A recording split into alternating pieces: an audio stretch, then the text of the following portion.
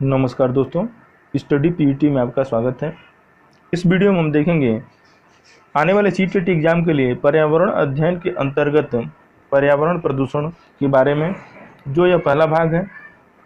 इसका दूसरा भाग अगले संडे को दिया जाएगा और लास्ट में देखेंगे इससे रिलेटेड 10 महत्वपूर्ण प्रश्नों को जो पिछले परीक्षाओं में पूछे गए हैं। इस वीडियो को ज़्यादा से ज़्यादा शेयर करें और लाइक करें ताकि अन्य छात्रों को भी इसका लाभ मिल सके, जो कि आने वाले सीटेट एग्ज़ाम के लिए बहुत ही महत्वपूर्ण है।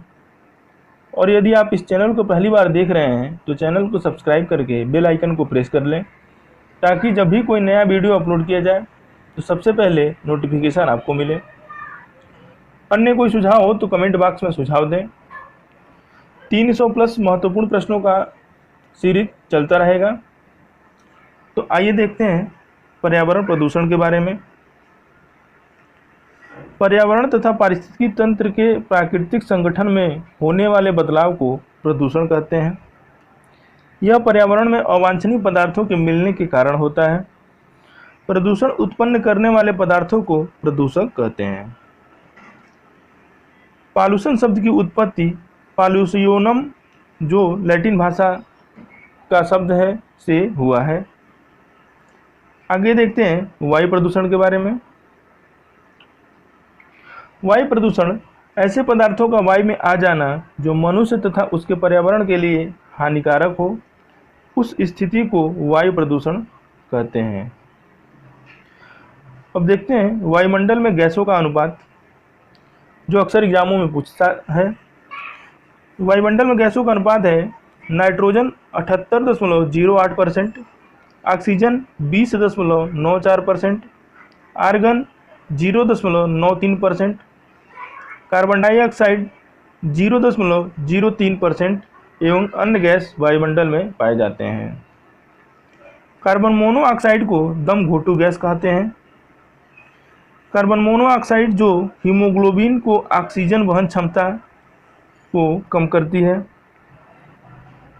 सल्फर डाइऑक्साइड गैस को क्रैकिंग गैस कहते हैं और सल्फर डाइऑक्साइड गैस के कारण ही ताजमहल सर्वाधिक प्रभावित हुआ है, जो मथुरा रिफाइनरी से निकलने वाले सल्फर डाइऑक्साइड से प्रभावित है। मीथेन के उत्सर्जन के स्रोत देखते हैं, जो अक्सर पूछता है। आर्द्र भूमि, धान के खेत, कोयले की खदानें, जुगाली करने वाले पशु, समुद्र इत्यादि से मीथेन का उत्सर्जन होता है। लेकिन सर्वाधिक मात्रा में मीथेन का उत्सर्जन आर्द्र भूमि, जो 76% से होता है। मीथेन एक ग्रीन हाउस गैस है जो ऊष्मा को अवशोषित कर तापमान वृद्धि में सहायक मानी जाती है। शीशे से मानव शरीर यानी लेड से मानव शरीर का मस्तिष्क, जिसे तंत्रिका तंत्र प्रभावित होता है। बेंजीन से रक्त कैंसर यानी ल्यूकेमिया होता है। अम्ल वर्षा के कारण प्राचीन भवन व मूर्तियों का गलना स्टोन लेप्रेसी कहलाता है।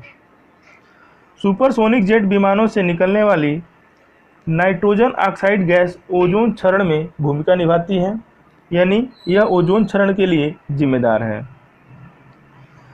Nitrogen oxide, ozone, peroxyacetyl nitrate, ये सभी प्रकाश रासायनिक स्मॉग में गैसों का सम्मिलित है।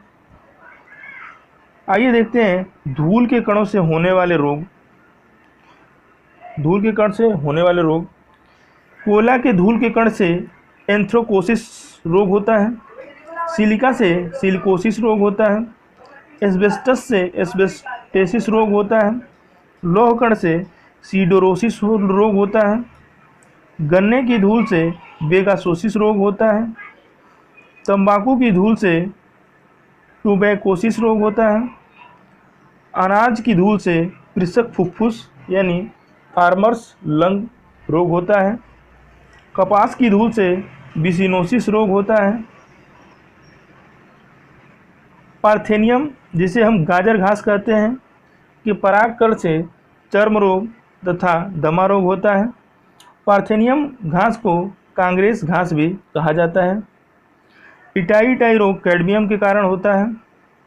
लाइकेन वायु प्रदूषण का पर्यावरणीय प्रदूषण का सूचक है। भोपाल गैस त्रासदी मिथाइल आइसोसाइनाइड गैस के रिसाव के कारण हुई थी।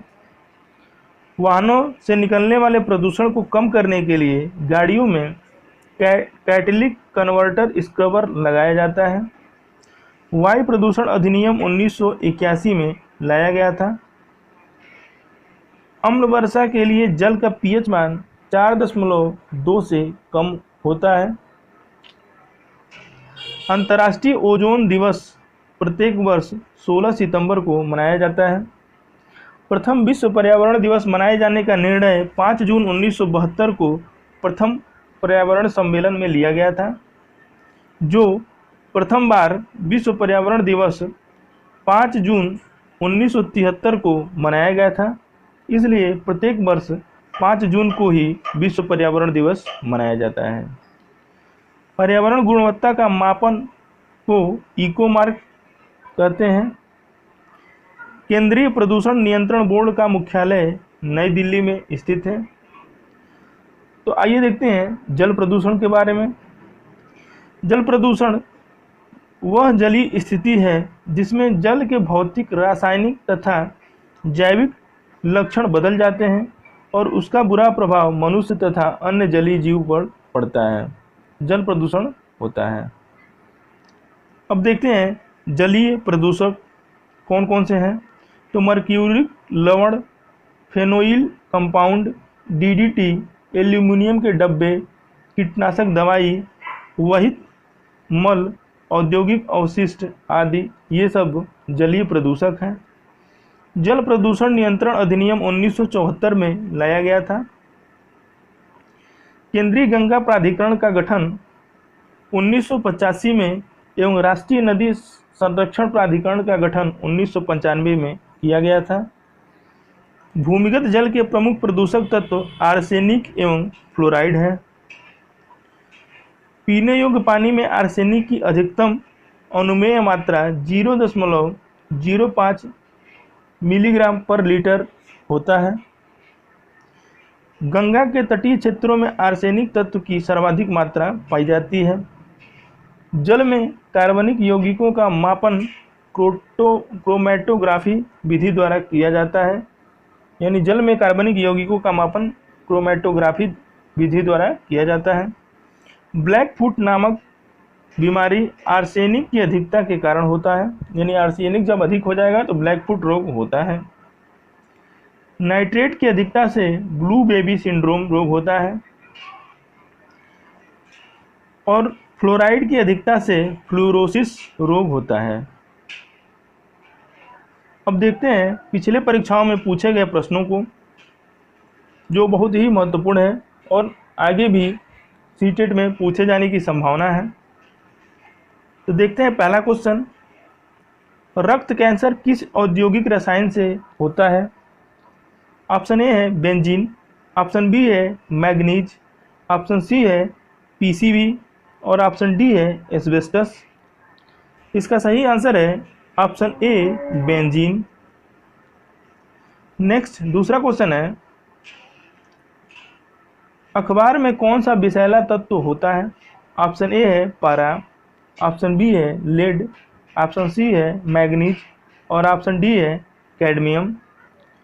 इसका सही आंसर है ऑप्शन बी लेड। नेक्स्ट तीसरा क्वेश्चन है, धुएं से आंखों में जलन पैदा करने वाला होता है? ऑप्शन ए है सल्फर डाइऑक्साइड, ऑप्शन बी है पर ऑक्सी एसीटिल नाइट्रेट जिसे शॉर्ट फॉर्म में पैन कहते हैं, ऑप्शन सी है ओजोन और ऑप्शन डी है नाइट्रिक ऑक्साइड। इसका सही आंसर है option D nitric oxide.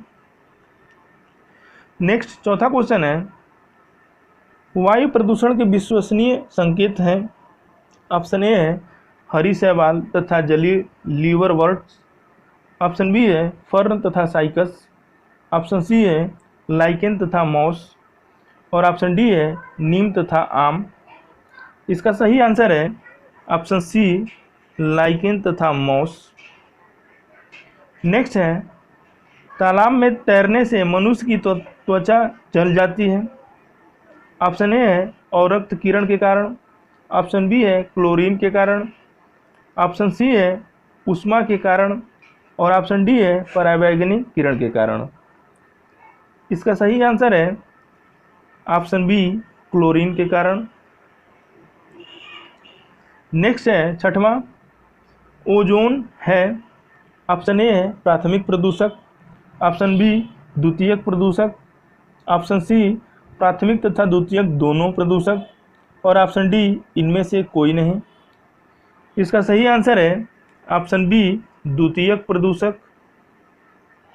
Next सातवां क्वेश्चन है, पर ऑक्सी एसिटिल नाइट्रेट मुख्यतः है। ऑप्शन ए है स्थल प्रदूषक, ऑप्शन बी है जल प्रदूषक, ऑप्शन सी है वायु प्रदूषक और ऑप्शन डी है ध्वनि प्रदूषक। इसका सही आंसर है ऑप्शन सी वायु प्रदूषक। नेक्स्ट आठवां क्वेश्चन है, वातावरण में सर्वाधिक प्रदूषक कौन सी गैस है। ऑप्शन ए है ब्यूटेन, ऑप्शन बी है बेंजीन, ऑप्शन सी है मीथेन और ऑप्शन डी है प्रोपेन। इसका सही आंसर है ऑप्शन सी मीथेन। नेक्स्ट नौवां क्वेश्चन है, घर में हानिकारक विकिरण का सबसे बड़ा स्रोत है। ऑप्शन ए है फैन, ऑप्शन बी है हीटर, ऑप्शन सी है रंगीन टीवी और ऑप्शन डी है ट्यूबलाइट।